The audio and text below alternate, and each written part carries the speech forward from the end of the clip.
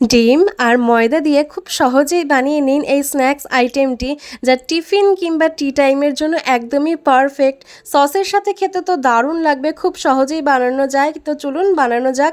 একটা সেদ্ধ আলুকে আমি এখানে গ্রেট করে নেব আর একটা ডিমকেও ভালো করে গ্রেট করে নেব।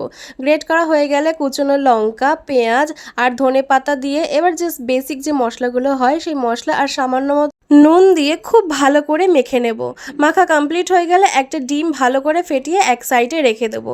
এবার ময়দাটাকে স্কোয়ার শেপ করে কেটে তার আবার অর্ধেক করে ঠিক এইভাবে কেটে নেব। এবার যে পুরটা বানিয়ে রেখেছিলাম সেটা দিয়ে অন্য পাশ থেকে ফোল্ড করে হাত দিয়ে একটু প্রেস করে দেব, তাহলে মুখটা একদম বন্ধ হয়ে যাবে। এবার তেলটাকে খুব ভালো করে গরম করে নিয়ে ডিমের ব্যাটারে চুবিয়ে গরম গরম ভেজে নেব। একটু সময় নিয়েই ভালো করে লালচে করে ভাজবো, তাহলে খেতে বেশ ভালো লাগবে। তো রেডি আমাদের ভীষণ সহজ একটি রেসিপি, ময়দা আর ডিম দিয়ে তৈরি। খেয়ে দেখবেন, বেশ ভালো লাগবে।